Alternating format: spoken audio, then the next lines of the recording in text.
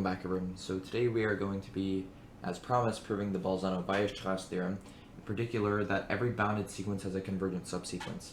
Now, as we mentioned in the previous video, we're going to be applying the nested interval property, kind of a special case of that nested interval property. We'll see that soon. But before we begin, first of all, let's kind of define our bounded sequence. So suppose a sequence Cn is bounded. Let's maybe get a picture of that on the board. So what would that look like? Well, let's say we have the real line here. Okay, and it's bounded, so we have some kind of bound going on here, right? And then we have values of Cn kind of going around here. Okay, let's say they kind of clump around here, for example. When we're dealing with the sequence, often we have infinitely many terms, right? Okay. Alright. So now, what we want to do, right, is we want to, well, first of all, let's label this bound M, because it's bounded, so there exists an M in the natural numbers such that for all n in the natural numbers, a sub n, absolute value of a sub n is less than m. So we can find such an m. This is minus m. Okay? And these are all the values of Cn. Okay? And now, the idea here, right, is we want to construct a sequence that converges. And we want to make sure all of the terms in that sequence are kind of are terms in this Cn, namely that would make it a subsequence, right? So we need to be careful how we need to be careful with this, the fact that it's a subsequence of this sequence, not just any old sequence. Then it would be pretty easy. So if we construct, so the idea then is to split this stuff in half. So let's try that. That might seem arbitrary at first, but it'll work out nicely. So if we split this interval in half, namely this interval is of length m, this interval is of length n, because this entire thing is of length 2m, right? And the idea here is that we choose the half that has infinitely many terms. I'd say incorrectly, a half that has infinitely many terms. It might be that both halves have infinitely many terms, right? This side looks like it does, for example, so let's choose that one. Okay, and now we split it up again. And again, we choose which half has infinitely many terms. They both might have infinitely many terms, but let's say this one has infinitely many terms, for example. Okay.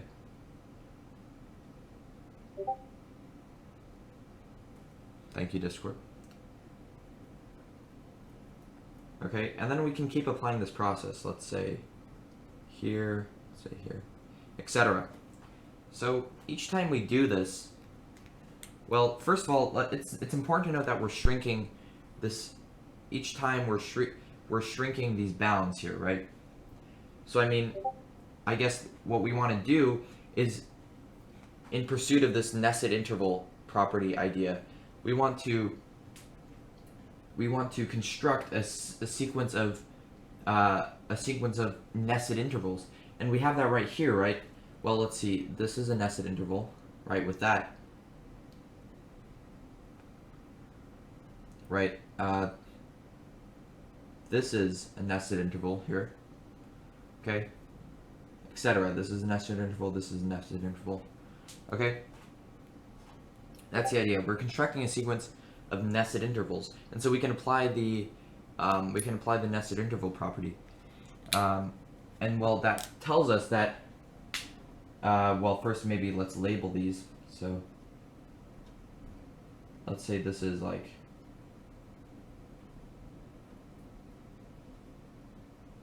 a sub 1, b sub 1, a sub 2, b sub 2, a sub 3, b sub 3, etc. So in other words, we know that this intersection by the NIP, right, by the nested interval property, this intersection from n goes from 1 to infinity, okay, of all of these guys, these intervals an, bn, this is non-empty. But what we also want to show is that it is actually just a singleton, okay? It consists of only one element. That's also what we want to show. And we claim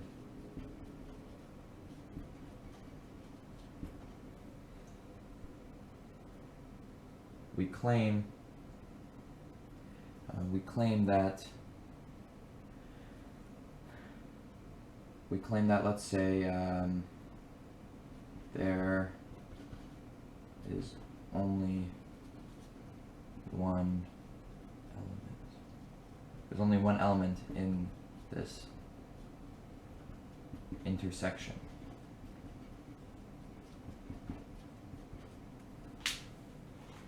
Okay? So, by way of contradiction, suppose there are, let's say, two elements, for example. There are two elements. Let's say S1, S2. So that means, therefore, well, okay, if we have two elements, then, well, let's say, first of all, without loss of generality, say S1 is less than S2. Okay. Therefore, by our construction here, we're looking at closed intervals, right? So of course they're intervals, so everything in between these guys has to also be in that intersection. Therefore, this closed interval S2 is inside of this intersection N1 of A sub n, B sub n. Okay, but what we kind of want to use here is that this length kind of shrinks here by a factor of 1/2 every time. Okay, in particular, this size. Let's write A sub n minus B sub n. This is actually going to be equal to, so this distance is going to be calculated. Well, let's see. We're going to have, first of all, m on top. And then let's try 2m minus 2. If we plug in n equals 1, well, we're gonna want that to be, let's see, actually we should have n minus 1 here. If we plug in n equals 1, well, notice that here this is of course of length 1 of m, so that's correct. You can check that this holds for all terms, okay? And well, it's not too hard to show, perhaps using the epsilon definition of a sequence, that this tends to 0 as n tends to infinity. But I mean, it's pretty clear as n tends to infinity, this denominator blows up, and so this tends to 0. Okay. I mean, yeah, this is not too hard to show. So this tends to 0. That's all just to say that A and B get infinitely close to one another, okay? But also this is useful because, well, we want this for our contradiction. Okay, this tends to 0 here. Namely, that for all epsilon greater than 0, there exists a natural number n such that for all n bigger than or equal to n, so we're using the definition here, A sub n minus B sub n is less than epsilon. Okay? Okay, but this holds for, well, this holds for any epsilon greater than 0. Okay, so we have S1 and S2 here, right? So let's see if we take the distance between these two guys. If we simply remind ourselves that this S1 minus S2 is fixed, this is a constant, we can choose epsilon equals this constant, right? Well, that's nice, okay? Because we can find a capital N such that this holds for all n greater than or equal to n, capital N, of course. But the key is, for example, if we take capital N, namely, take a sub capital N minus b sub capital N less than, right? Namely, we have that this is a subset, a proper subset of our S1 to S2. Because, well, its length is strictly less than that of S1 and S2. Namely, we found a capital N such that a sub n, b sub n is contained in S sub 1. I should say contained is not the right, so I should not use that here because we're saying an integer is contained like that, like a subset is contained in that, but that's incorrect. Here's the right way to do it. We found a capital N such that a sub n, in fact there's going to be infinitely many of these terms after that, right? Because for all n greater than capital N, that's contained in this S1, S2, and that's properly contained. So there exists something in S1, S2 that's not in AN, BN. But we claim that S1, S2 is contained in this infinite intersection, but we've just shown that that's not true. Okay, that not every element is contained. Not every element is contained in all of the AN, BNs. Okay, and that's a contradiction. Therefore, what have we contradicted? We've contradicted the fact that there are at least two elements in our intersection. So there can only be one. So I'm going to erase what we have here. In case of the NIP. Okay, so more specifically, what have we done? We can say now that the intersection is just some number, L. Okay? It should consist of a single number. Special case. Okay, now how do we use that? Let's see. So we want to show that some sequence, since we've done all this work, probably we want to show that some sequence can, and we've used the letter L here, so it's kind of obvious now. We want to show that some subsequence of Cn converges to that. So how do we do that? Well, let's consider each of these intervals, and in each of these intervals, so pick a C and K in each of these intervals. So in I should say A, K, B, K. Again, by the Lee-Server-Brown property, there is an element in all of these terms, so none of those will ever be non-empty. Okay. Indeed, the way we pick it is whichever one we pick will always have infinitely many terms, so we'll always have something to choose from. Okay, and once again, there's always one term shared by all of these guys, so we don't have to really worry about anything here. Okay, so pick CNK inside of this. Okay, and well, of course we need CNK to be member, so this is also in the set Cn. Okay, but we just explained why that's possible. Okay. Okay, well, note that CNK by this, it's sandwiched between these two guys. AK is greater than or equal, is less than or equal to CNK, which is less than or equal to BK. Okay, so we kind of want to use the ham sandwich theorem or the squeeze theorem to show that, well, CNK tends to L. So how do we do that? Well, we really would just want to show that AK tends to L and BK also tends to L. Then we're done by the squeeze theorem. Okay. So let's try to do that. That's actually not too difficult. Well, first of all, if we look at the sequence AN, okay, A1, A2, all the way down, we kind of looked at that in the previous video, right? In regards to the monotone convergence theorem. Okay.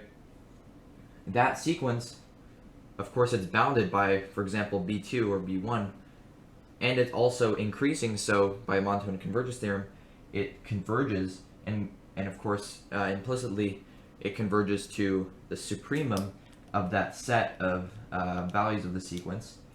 Okay, and we show that that supremum is in fact in that intersection. But we just show that the intersection consists of only one element. Therefore, A sub k has to tend to L. Okay? And now from that, well, now we just use the following. We can use A sub k minus B sub k, or I'll just write it like this. B sub n minus B sub, A sub n minus B sub n tends to 0. In particular, if we use the epsilon n definition, for all epsilon greater than 0, there exists, again, I'm reusing this capital N, but it's fine, such that for all n greater than or equal to capital N, absolute value of A sub n minus B sub n is less than epsilon. Okay. Well, let's see how we could use this. So now let's consider the absolute value of B sub n minus L. We want to show that that's less than epsilon. Maybe we should use epsilon over 2. I'm kind of foreseeing that. So this is equal to B sub n minus A sub n. So we're adding and subtracting A sub n plus A sub n minus L. So if we apply parentheses here, this is less than or equal to, I'll just reverse these guys, doesn't really matter. And maybe this holds for, let's say this holds for the n we find, so ... and we find there exists capital N1 in the natural numbers ... such that this epsilon inequality holds. Just needed to get a value for this N1. And now we'll call this N2. Yeah, that's epsilon over 2. So, yeah, we're going to use this epsilon over 2 trick. I actually haven't done this before the video, so that's why I'm kind of finding things out along the way. Plus, so value of n minus L. Okay, well, now if we take n to be equal to the minimum, right, this is a standard trick of N1 and N2, we have that both of these are less than epsilon over 2, okay? And that's just going to be equal to epsilon. And thus we've shown that this sequence B also tends to L, okay? But that just completes our proof, because by the sandwich theorem, CNK must also tend to L, and it's also a subsequence of C, so we've found a subsequence of Cn that converges. And so that completes the proof. I'll see you in the next video. Hope you enjoyed this video. We'll probably be, I don't know, discussing compact sets, something like that. See you then.